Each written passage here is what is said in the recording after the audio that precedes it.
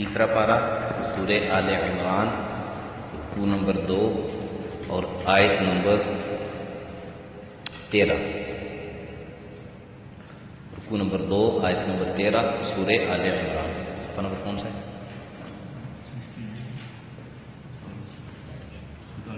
صفحہ نمبر 47۔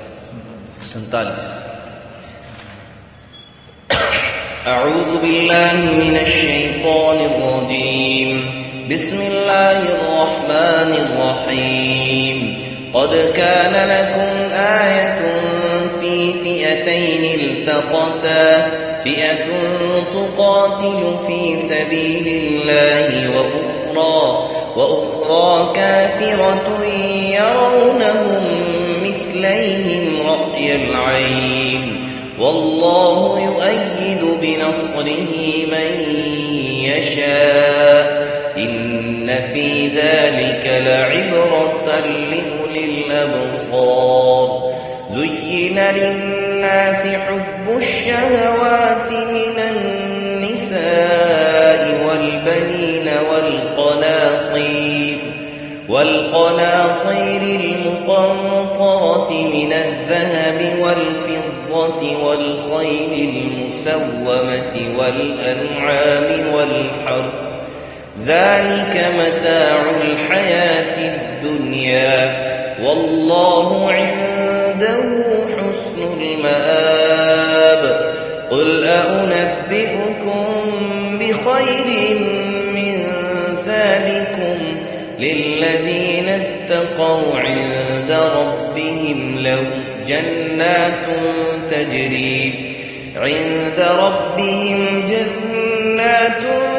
تجري من تحتها الأنهار خالدين فيها وأزواج مطهرة ورضوان من الله والله بصير بالعباد صدق الله العظيم۔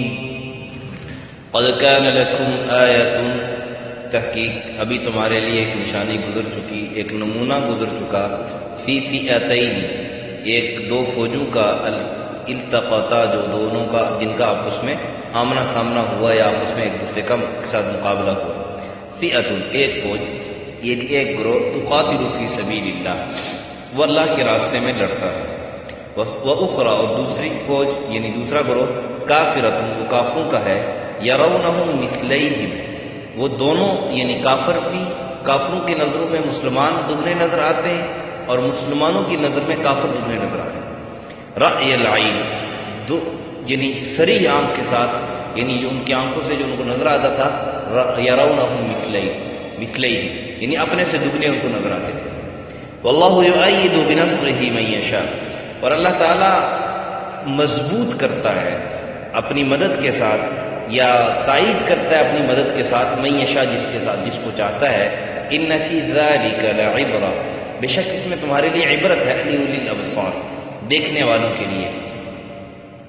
زین للناس حب الشہوات فریفتہ کیا، یہ مزین کیا لوگوں کے لیے، خوبصورت بنایا لوگوں کے لیے، حب الشہوات مرغوب چیزوں کی محبت، شہوات کی مرغوب چیزوں کی محبت، من النساء اس میں پہلا تذکرہ عورتوں کا، عورتوں میں سے، والبنین اور بیٹے، والقناطیر المقنطرہ جمع کیے ہوئے خزانے، من الذهب سونے کے، والفضہ چاندی کے، والخیل المسومہ اور نشان زدہ گھوڑے، والانعام اور مویشی، والحرث اور کھیتی، ذالک متاع الحیات الدنیا یہ دنیاوی زندگی کا سامان ہے، یہ دنیاوی زندگی کا فائدے کا سامان ہے۔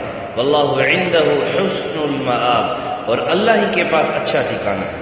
قل انبئکم آپ ان سے کہہ دیجئے کیا میں تمہیں خبر نہ دوں، بخیر من ذالکم اس سے بہتر چیزوں کی، جو اس سے بہتر ہوں، یہ اوپر جتنی چیزیں گزری ہیں، من النساء والبنین والقناطیر المقنطرہ من الذهب والفضہ، جتنی چیزیں گزری، کہ اس سے بہتر چیز نہ بتلا دوں؟ للذین اتقوا عند ربهم وہ کس کو ملے گی؟ اس سے بہتر چیزیں کس کو ملے گی؟ جنہوں نے اپنے رب کے پاس تقوی اختیار کیا، پرہیزگار بنے، تو کیا عند ربہم جنات، ان کے رب کے ہاں باغات ہیں، تجری من تحتها الانہار، جن کے نیچے بہتی ہیں نہریں، خالدین فیہا، وہ اس میں ہمیشہ رہیں گے، وازواج مطہرۃ، اور پاکیزہ صاف ستھری عورتیں، ورضوان من اللہ، اور اللہ کی رضامندی، واللہ بصیر بالعباد، اور اللہ رب العزت خوب دیکھنے والا ہے اپنے بندوں کو۔ یہ کل کی آیات میں جو گزری تھی نا کہ قل للذین کفروا ستغلبون وتحشرون الی جہنم، کہ کافروں سے کہہ دو کہ تم اتنے زیادہ اکڑنے کی ضرورت نہیں ہے، اتنی زیادہ فن خان بننے کی ضرورت نہیں ہے، تم مغلوب ہو گئے، اور یعنی کافر مسلمان تم پر غلبہ حاصل کریں گے۔ پھر اس کی مثال دی کہ دیکھو بدر کی مثال دیکھو کہ بدر میں مسلمان تھوڑے سے، کافی فئتین التقطا، دو گروہ آپس میں ملے، اور اس بات کی اللہ تعالیٰ نے بہت سارے لوگ کہتے ہیں بدری صحابہ کے متعلق بھی کہتے ہیں کہ وہ نعوذ باللہ ثم نعوذ باللہ ایمان سے ہٹ گئے تھے۔ یہ قرآن بتلا رہا ہے تو قاتلوا فی سبیل اللہ، کافر اللہ کے راستے میں تو نہیں لڑتا نا، جو ایمان سے مرتد ہو جائے پھر جائے وہ اللہ کے راستے میں لڑتا ہے، اللہ کے راستے میں تو نہیں لڑتا نا۔ اور یہ تذکرہ ہی سارے مفسرین کے نزدیک یہ تذکرہ بدری صحابہ کے متعلق ہے۔ کس کے متعلق ہے؟ بدری صحابہ کے متعلق ہے۔ کہ کیا کہہ رہے ہیں کہ فئۃ تقاتل فی سبیل اللہ، بدر میں جتنے بھی صحابہ کرام کافروں کے ساتھ لڑ رہے تھے، وَأُخْرَى كَافِرَةٌ، یہ بات بتلا رہی ہے کہ ان کے مدمقابل جتنے بھی تھے وہ کافر تھے۔ تو کہا کہ جتنے بھی لوگ لڑ رہے تھے وہ اللہ کے راستے میں لڑ رہے تھے، اور کتنے تھے بعض روایت میں، اکثر روایت میں ملتا ہے کمی بیشی کے ساتھ، بعض روایت میں کمی بیشی کے ساتھ 20 کی تعداد ہوتی ہے، 313 جو ہے نا وہ مشہور روایت کے مطابق 313 تعداد تھی کافروں کی، مسلمانوں کی، اور مسلمانوں کی 313 تعداد تھی، اور ان کے پاس اسلحہ بھی کم تھا، وہ چند ایک زریں تھیں، وہ چند ایک گھوڑے تھے، کچھ اونٹ تھے اور کچھ تلواریں تھیں، یعنی بس یہ کچھ ساز و سامان تھا سارا۔ دوسری طرف اسلحے سے لیس 1000 کافر تھے، 1000 کافر بالکل اسلحے سے لیس، ہر ایک کے پاس سب کچھ جتنی ضرورت ہے سامان، جنگی ضرورت کا سارا سامان تھا۔ اللہ کی مدد ان کے ساتھ آئی، واللہ یؤید بنصرہ من یشاء، اللہ کی مدد ان کے ساتھ آئی، کیونکہ اللہ جس کو میں نے کل کے سبق میں عرض کیا تھا نا کہ مسلمان کی فرسٹ پرائرٹی کیا ہوتی ہے؟ اللہ کی مدد، سیکنڈ پرائرٹی پھر اس کے لیے ہوگی اس کے پاس ساز و سامان کتنا ہے، یہ دوسرے نمبر پر ہے۔ آج مسلمان مار اس لیے کھا رہا ہے کہ اس نے اللہ کی مدد کو چھوڑ ہی دیا، اس کی طرف توجہ ہی نہیں، اس کو اللہ سے مانگا ہی نہیں، اور بس صرف اسلحے ساز و سامان اس کے پیچھے لگا ہوا ہے، اس لیے کافر اس کو دبا دب مارا۔ مسلمان کی فرسٹ پرائرٹی اللہ کی مدد ہے، اور اللہ نے کہہ دیا واللہ یؤید بنصرہ من یشاء، اللہ تائید کرتا ہے اپنی مدد کے ساتھ جس کے چاہے، اور جس کے ساتھ اللہ کی مدد ہو جائے، اللہ کی تائید ہو جائے، ہاں جس کے ساتھ اللہ کی تائید ہو جائے اس کو کسی چیز کی کیا ضرورت۔ تو اور پھر کہا کہ وَأُخْرَى كَافِرَةٌ، جو مقابل تھے مد مقابل وہ کافر تھے، يَرَوْنَهُمْ مِثْلَيْهِمْ رَأْيَ الْعَيْنِ، یہ گویا مسلمانوں پر بھی ایک امتحان تھا، اور بظاہر مسلمان جو کافروں کو دیکھتے تھے وہ تھے دگنے سے بھی زیادہ تھے تو دگنے سے بھی زیادہ، تو اس کا فائدہ مسلمانوں کو کیا ہوتا تھا کہ مسلمان اللہ پر توکل اور استقلال اور استقامت اور اللہ سے مانگتے ہوئے، اللہ کے خوف ان کے دلوں کے اندر موجود اور اللہ سے مانگتے ہوئے وہ کافروں کا مقابلہ کرتے ہیں۔ اور کافر جو تھے ان کو مسلمان دگنے دیتے تھے، اس سے کیا ہوتا تھا ان کے دلوں کے اندر مسلمانوں کا رعب بیٹھتا تھا، اور وہ مسلمانوں کا ڈر خوف ان کے دلوں کے اندر پیدا ہوتا تھا، جس کے نتیجے میں پھر آخر میں بات ہوئی کہ یرونہم مثلیہم رأی العین، واضح آنکھوں سے ان کو دگنے نظر آ رہے تھے۔ پھر کہا ان فی ذلک لعبرہ، دیکھو اس کے اندر تمہارے لیے نشانی ہے۔ اوپر بات کہہ دی نا قل للذین کفروا ستغلبون وتحشرون، کافروں کہہ دو تم مغلوب ہو گئے، یہ مثال دے دی کہ دیکھو اس کے اندر نشانی ہے، اور مسلمانوں کے لیے بھی ہے، مسلمانوں کافروں کے لیے کو بھی تنبیہ، مسلمانوں کو بھی تنبیہ ہے۔ کافروں کے لیے کیا تنبیہ ہے کہ تم یہ نہ سمجھو کہ مسلمان تھوڑے ہوں گے تو ہم ان کو جو مرضی کر دیں گے، اللہ کی مدد ان کے ساتھ آئے گی۔ اگر اللہ کی مدد مسلمان اپنے ساتھ لے کر چلیں گے تو مسلمانوں پر کوئی بھی غالب نہیں آ سکتا۔ وَأَنْتُمُ الْأَعْلَوْا إِن كُنتُم مُؤْمِنِينَ، تم ہی غالب ہوگے اگر تم ایمان رکھو، یہ اللہ کا پکا وعدہ ہے آج غالب مسلمان کیوں نہیں ہے؟ اس لیے نہیں ہے کہ یہ کامل ایمان والا نہیں ہے، اس طرح کے ایمان والا نہیں ہے جو اللہ کو مطلب، اس طرح کا اللہ پر ایمان اس کا نہیں ہے، اس طرح کی عبادت نہیں ہے، اس طرح کا اللہ کا توکل، اللہ پر یقین اس کا نہیں ہے۔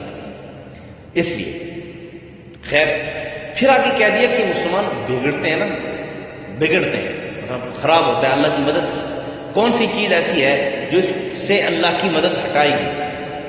اور پھر بعض اوقات اتنی مدد اللہ یعنی اللہ سے منہ پھیرے گا کہ کافر تک بھی بن جاتے ہیں، ایمان سے بھی ہاتھ دھو بیٹھتے ہیں، اور بعض تو ہیں ہی ایسے کہ انہی چیزوں کی وجہ سے مسلمان ہی نہیں ہوتے، اللہ کی طرف آتے ہی نہیں ہیں، انہی چیزوں کی محبت، انہی چیزوں کی جو ہے نا رغبت ان کے دلوں کے اندر ہوتی ہے۔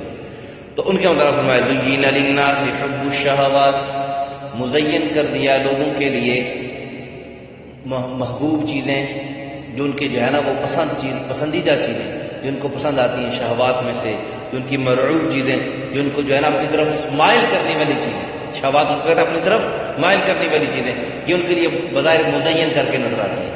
بازار میں دیکھو نا تو پوسٹر کتنے مزیدار مزین کر کے لگائے ہوتے ہیں، بڑے بڑے اس میں لگائے ہوتے ہیں کہ یہ چیز ایسی ہوگی، یہ چیز ایسی ہوگی، یہ چیز ایسی ملے گی تو یہ چیز ایسی ہوگی۔ ہاں بعض اللہ معاف کرے فلموں کے پوسٹر بھی لگے ہوتے ہیں، وہ بڑے مزین کر کے لگائے ہوتے ہیں، کیا؟ اپنے اٹریکشن پیدا کرنے کے لیے کہ لوگ اس کو دیکھیں۔ اور اسی طرح اور جتنی بھی چیزیں ہیں، یہ نافرمانی کے جتنے بھی آلات ہیں، یہ کتنے مزین کر کے لگائے ہوتے ہیں کہ انسان کے دل میں کہتا ہے کہ اصل میں نا انسان کی فطرت میں ایک چیز ہے، جس چیز سے اس کو نا جس چیز سے کہ حریص لما منع، جس چیز سے اس کو منع کیا جائے نا اسی چیز کی حریص کے دل کے اندر ہوتی ہے کہ مجھے منع کر رہا ہے، اس میں کچھ ہے، اس لیے منع کر رہا ہے۔ اس میں شیطان نے بھی آدم علیہ السلام کو کہا تھا کہ یہ اللہ منع تمہیں اس لیے کیا گیا ہے کہ اگر تم یہ کھا لو گے تو اس میں پھر ہمیشہ رہو گے، اس میں تم ہمیشہ رہو گے، اس لیے تمہیں منع کیا کھانے سے، تم کھا لو گے تو اس میں ہمیشہ رہو گے۔ آدم علیہ السلام کو انہوں نے بھٹکایا، آدم علیہ السلام سے اجتہادی غلطی ہوئی، کھا لیا۔ تو بہرحال یہ تو ایک اللہ تعالیٰ کا ایک نظام تھا، چونکہ اللہ نے یہ نہیں کہا تھا کہ آدم علیہ السلام کے متعلق انی جاعل فی الجنت خلیفہ، یہ کہا تھا انی جاعل فی الارض خلیفہ، زمین کے اندر بنانا ہی بھیجنا ہی زمین کے اندر تھا۔ یہ ایک طریقہ کار ہوتا ہے ہر ایک کا جو ہے نا، وہ جس طرح دنیا میں انسان کے اپنے طریقہ کار کے مطابق کوئی بھی کام کرتا ہے، کسی کو ڈیل کرتا ہے، تو ایک اللہ تعالیٰ کا طریقہ کار ہے، اس کے اندر کیا حکمت ہے اللہ جانتا ہے، کیا حکمت ہے یہ اللہ ہمارے ذہن سے، ہماری سمجھ سے یہ باہر۔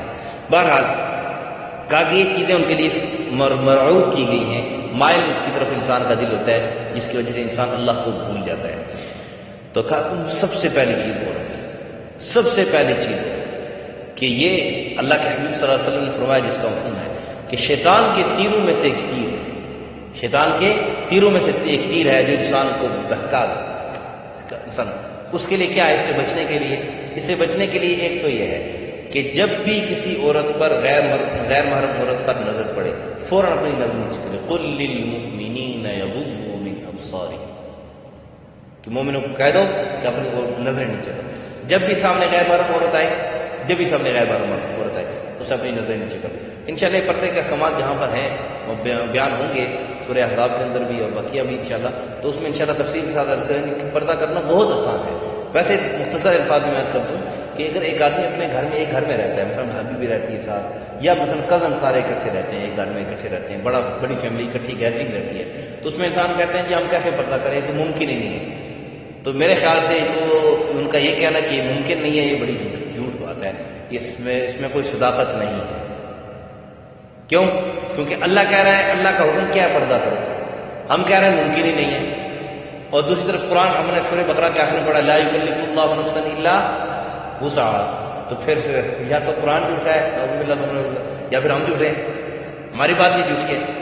تو یہ ایک شیطان کا بہت بڑا جال ہے، بہکاوا ہے کہ جی ممکن ہی نہیں، ہو ہی نہیں سکتا۔ جی کیسے نہیں ہو سکتا؟ کیسے نہیں ہو سکتا؟ ایک آدمی اپنے گھر میں زندگی گزاری، یہ فارمولہ اپنے ذہن میں رکھ لو اور اس پر عمل کرنا شروع کر دو، انشاءاللہ پردہ کرنا انتہائی آسان ہے۔ پہلی بات تو یہ سمجھو کہ اللہ کا حکم پورا کرنا سب سے آسان کام، یہ اللہ کا حکم پورا کرنا، ورنہ اللہ رب مسلمانوں پر، خاص کر اپنے بندوں پر کتنے رحیم ہیں، کریم ہیں، تو وہ کیسے مشکل حکم دے سکتے ہیں جو اس کے بس میں ہی نہ ہو۔ اور اللہ خود کہہ رہے ہیں کہ لا یکلف اللہ نفسا الا وسعها، جو بندہ نہیں کر سکتا میں اس کو حکم دیتا ہی نہیں۔ اس کا مطلب یہ کیا ہے گھر میں زندگی گزار رہے ہو، دیکھو جو آپ کی غیر محرم ہے، چاہے آپ کی کزن ہے، چاہے آپ کی بھابھی ہے، چاہے آپ کی کزن ہے چاہے بھابھی ہے، یا آپ کے ساتھ عورتیں ہیں، ان کے بھی جتنے کزن ہیں یا دیور ہیں یا جتنے بھی ان کی غیر محرم ہیں، انشاءاللہ اپنے موقع پر آئیں کہ کون کون غیر محرم ہے۔ بہرحال جس سے شرعی نکاح ہو سکتا ہے، انسان نکاح کر سکتا ہے، کسی بھی وقت اس سے نکاح ہو سکتا ہے، وہ اس کے لیے غیر محرم ہے۔ جس سے ابدی طور پر ہمیشہ ہمیشہ کے لیے کبھی بھی نکاح نہیں ہو سکتا، وہ اس کی محرم ہے۔ اور جس سے نکاح ہو سکتا ہے کسی بھی صورت میں، تو وہ اس کے لیے غیر محرم ہے۔ چاہے مثال بہت سارے ساتھی کہتے ہیں جی بہنوئی غیر محرم نہیں ہے، بہنوئی غیر محرم نہیں ہے۔ ایک ساتھی مجھے کہنے لگا جی بہنوئی غیر محرم نہیں ہے، میں نے کہا جی کیسے نہیں ہے؟ کہتے ہیں جی اس سے نکاح تو نہیں ہو سکتا۔ میں نے کہا نکاح تو اس طرح پھر جتنے بھی شادی شدہ ہیں، جتنے بھی غیر محرم، ایک عورت ہے اس کی شادی ہوئی ہے، تو جب تک وہ اس کے نکاح میں ہے اس سے تو آپ کی بھی شادی نہیں ہو سکتی۔ پھر تو ساری عورتیں جتنی شادی شدہ ہیں شادی کرتے جاؤ تو بس پردے کا حکم ختم ہوتا جائے گا۔ تو کہتے ہیں جی نہیں، اس سے تو نکاح نہیں ہو سکتا۔ میں نے کہا جب تک یہ ایک بہن اس کے نکاح میں ہے تب تک تو نکاح نہیں ہو سکتا۔ جب یہ بہن اس کے نکاح سے نکل جائے گی یا فوت ہو جاتی ہے تو پھر تو اس کا نکاح ہو سکتا ہے اس کے ساتھ، پھر تو اس کا نکاح اس کے ساتھ ہو سکتا ہے۔ اس لیے بہنوئی بھی نامحرم ہے عورت کے لیے، یہ یاد رکھنا۔ اور اسی طرح دیور ہے، جیٹھ ہے، جتنے بھی ہیں، تو بہرحال یہ اپنے وہ جگہ پر آپ کریں تو اپنے گھر میں زندگی گزارتے ہوئے، کیونکہ یہ سب سے بڑے شیطان کے تیروں میں سے ایک بڑا تیر ہے، جس کی وجہ سے انسان کہتا ہے جی دیکھو جی دل صاف ہونا چاہیے۔ ظاہر صاف نہیں ہوگا تو دل کیسے صاف ہو جائے گا؟ دل کے اندر جو گندگی جاتی ہے وہ ظاہر سے جاتی ہے کہ دل سے باہر نکلتی ہے؟ باہر سے اندر گندگی جاتی ہے نا۔ جب باہر سے ہم دیکھو، ایک آپ ٹینکی رکھ لو، اس ٹینکی میں جو پائپ آپ لگاؤ اس سے گندا پانی آ رہا ہو اور آپ کہو جی میرا دل صاف ہے یا میری یہ ٹینکی صاف ہے، تو یہ کیسے ہو سکتا ہے کہ باہر سے گندگی آ رہی ہے، ٹینکی صاف کیسے ہو سکتی ہے؟ اسی طرح یہ راستے، یہ جو آنکھوں کا راستہ ہے، زبان کا ہے، یہ کان کا راستہ ہے، یہ سارے دل کو جاتے ہیں۔ اور جب ان سے پاکیزہ چیز اندر جائے گی تو دل بھی صاف ہوگا۔ جو لوگ پردے کا اہتمام نہیں کرتے ہیں، غیر محرم کے ساتھ بالکل ایسے رہتے ہیں، میل جول رکھتے ہیں، اور وہ کہتے ہیں ہمارا دل صاف ہے، تو مجھے نہیں سمجھ میں آتی کہ وہ کیسے کہہ رہے ہیں کہ دل صاف ہے، کہ ایک ٹینکی کے اندر غلط جو راستے سے وہ غلط پانی ہی جا رہا ہے، وہ غلط جگہ چیز جا رہی ہے، تو وہ ٹینکی کیسے صاف ہو سکتی ہے؟ تو اسی طرح دل کے جو زبان کے راستے سے اور آنکھوں کے راستے سے، کانوں کے راستے سے یہ غلط چیزیں اندر جا رہی ہیں، بندہ کہے جی دل صاف ہے، یہ کیسے ہو سکتا ہے؟ تو بہرحال اپنے گھر کے اندر زندگی گزارتے ہوئے جو اپنے آپ کی غیر محرم ہے ان سے ہنسی مذاق ناجائز ہے۔ ہنسی مذاق یہ کیا ہے؟ ناجائز ہے۔ ہنسی مذاق ناجائز ہے، اس سے ہنسی مذاق سے پرہیز کیا جائے۔ ایک بات یہ میں مختصر اصول بتا رہا ہوں، اس کے مطابق زندگی گزارو۔ پردہ کرنا انتہائی آسان ہے۔ ایک تو یہ کہ ان کے ساتھ ہنسی مذاق نہ کی جائے۔ دوسری بات، ضرورت سے زیادہ بات نہ کی جائے۔ انتہائی مجبوری کی صورت میں ضرورت پڑے تو اس پر آپ کسی غیر محرم عورت سے بھی بات کر سکتے ہیں، مجبوری کی صورت میں، یا مجبوری کی صورت میں غیر محرم عورت بھی مرد سے بات کر سکتی ہے۔ تو انتہائی مجبوری کی صورت میں اگر ان سے کوئی بات کرنی ہو تو وہ بات کریں، اور تنہائی میں ایک کمرے میں نہیں۔ تیسرا پوائنٹ بتا رہا ہوں، پہلا کیا؟ ہنسی مذاق نہ کریں۔ دوسرا یہ کہ غیر ضروری بات نہ کریں۔ تیسرا یہ کہ جس کمرے میں وہ اکیلی ہو آپ اس کمرے میں نہ جائیں۔ یہ 3 پوائنٹ ہے۔ چوتھا پوائنٹ، عورت بھی مرد بھی اپنی نظریں نیچے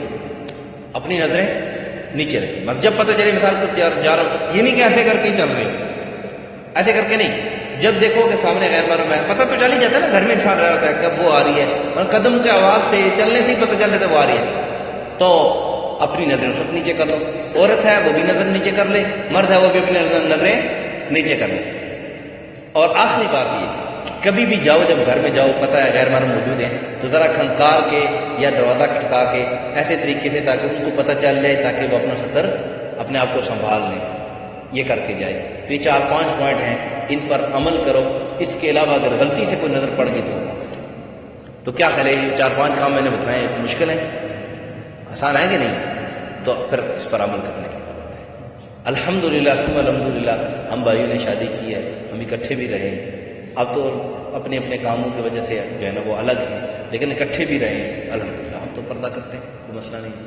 اور پھر ہمارے استاد محترم جنہوں نے بتلایا، انہوں نے کہا ہم 20 سال سے بھائی اکٹھے رہے، ہمارے بچے بھی بڑے بڑے ہو گئے، اکٹھے بھائی رہ رہے ہیں، ایک گھر میں رہ رہے ہیں، الحمدللہ کبھی غلطی سے بھی نظر نہیں آتی، کبھی غلطی سے بھی نظر نہیں آتی۔ اس لیے بندہ یہ نہ کہے جی میرا دل صاف ہے، میرا دل صاف ہے، سالی سے بھی پردہ لازم ہے، سالی بھی آپ کی غیر معلوم ہے، ویسے جیسے خیال کر بنوئی وہ بھی، تو اس لیے اللہ کا حکم پورا کرنے میں ہمارے لیے خیر ہے۔ تو اللہ نے کہا زُيِّنَ لِلنَّاسِ حُبُّ الشَّهَوَاتِ مِنَ النِّسَاءِ، پہلے جو شیطان کا تیر ہے وہ عورتیں، اس کا اللہ تعالیٰ، کیونکہ اللہ کا رب ہیں، اللہ ہمارے رب ہیں، ہماری تربیت فرماتے ہیں۔ والبنین والقناطیر، بیٹے اور خزانے، من الذهب والفضة، سونے اور چاندی کے، اور نشان زدہ گھوڑے، یہ نشان زدہ گھوڑے ذرا قیمتی سمجھے جاتے ہیں اس لیے، اور مویشی، حج، یہ نا یہ چیزیں انسان مال و متاع سمجھتا ہے، ان کی طرف مرغوب ہو کے اللہ کو بھول جاتا ہے، اللہ کا حکم چھوڑ دیتا ہے۔ میں بات مختصر کر رہا ہوں کیونکہ وقت اوپر ہو چکا ہے، میرا کوشش ہوتی ہے 20 منٹ سے اوپر نہ ہو، لیکن ہو ہی جاتا ہے بہرحال، اس لیے میں بھی جو ہے نا وہ کلوز کرنے کی کوشش کر رہا ہوں۔ تو باقی انشاءاللہ اس کی جو بقیہ جو باتیں انشاءاللہ باقی جو ضروری باتیں انشاءاللہ اگلے سبق میں عرض کر لیں گے۔ تو یہ چیزیں انسان کو مرغوب کرتی ہیں، کیا ان کے ذریعے انسان اللہ کو بھول جاتا ہے، اللہ کا حکم چھوڑ دیتا ہے۔ تو اس لیے اللہ نے کہا کہ یہ دنیاوی زندگی کے سامان کے چیزیں ہیں، انسان اس سے انسان دنیا میں فائدہ اٹھاتا ہے۔ واللہ عندہ حسن الثواب، ان سب کو چھوڑ کر جو اللہ کا حکم پورا کرے گا تو پھر اللہ کے پاس بہترین ٹھکانہ ہے، اللہ کے پاس بہترین حسن المآب، بہترین ٹھکانہ ہے۔ اور پھر اللہ نے ان سے کہہ دیا کہ آپ ان کو خبر بتلا دو کہ دیکھو میں تمہیں ان سب سے بہتر چیز بتلاتا ہوں، ان سب سے بہتر چیز بتلاتا ہوں، کیا؟ للذین اتقوا عند ربہم۔ اس کا میں ایک آسان ترجمہ کروں نا، آسان ترجمہ، جو یہ ساری چیزیں اللہ کے حکم کے مطابق استعمال کرتے ہیں، اس کا مطلب ہے عورت ہے، بیٹے ہیں، خزانہ ہے، مال مویشی، یہ سارے، ان سب پر اللہ کا حکم مقدم رکھتے ہیں، ان سب پر اللہ کا حکم مقدم رکھتے ہیں۔ ان کے لیے کیا ہے؟ عند ربہم، ان کے رب کے ہاں، جنات تجری من تحتها الانہار، باغات ہوں گے۔ اور پھر دنیا میں عورت ہے، جب تک آپ کی زندگی ہے، یا عورت زندہ ہے تو آپ کی بیوی ہے، یا آپ زندہ ہے تو آپ کی بیوی ہے، عورت مر گئی تبھی بیوی نہیں، آپ مر گئے تبھی ختم، رشتہ ختم ہو گیا۔ یا مثال کے طور پر عورت ہے، وہ اور بھی جتنی چیزیں، ان میں کچھ اچھی خصلتیں بھی ہوتی ہیں، بری خصلتیں بھی ہوتی ہیں، دونوں قسم کی ہوتی ہیں، لیکن جنت میں کیا ملے گا؟ وازواج مطہرہ، پاکیزہ بیوی ملیں گی، اور پھر خالدین فیہا، وہ ہمیشہ ہمیشہ کے لیے پاکیزہ بھی رہیں گی اور آپ بھی اس میں ہمیشہ ہمیشہ کے لیے رہو گے۔ اور ورضوان من اللہ، سب سے بڑی چیز کیا؟ ورضوان من اللہ، اللہ کی رضا بھی وہاں پہ ملے گی۔ واللہ بصیر بالعباد، اللہ جو ہے یہ سارے اپنے بندے جو اللہ کے جو بندے ہیں جتنے بھی ہیں، ان سب کو اللہ تعالیٰ خوب دیکھنے والا ہے، کہ یہ انسان یہ نہ کہے کہ میرا کوئی کام اللہ سے چھپا ہوا ہے، نہیں، اللہ سب کو خوب دیکھنے والا ہے۔ اللہ میں سمجھ اور عمل کی توفیق عطا فرمائے۔ بقیہ اس کے اندر جو باتیں ہیں انشاءاللہ کے سبق میں کریں گے۔ الحمدللہ رب العالمین والعاقبۃ للمتقین والصلاۃ والسلام علی اشرف الانبیاء والمرسلین وعلى الملائکۃ المقربین وعلى عباد اللہ الصالحین۔ یا رب لك الحمد كما ينبغي لجلال وجهك وعظيم سلطانك، اللهم احفظنا من كل بلاء الدنيا وعذاب الآخرة، وصلى الله على النبي الكريم محمد وعلى آله وصحبه۔ جزاكم الله خيرا۔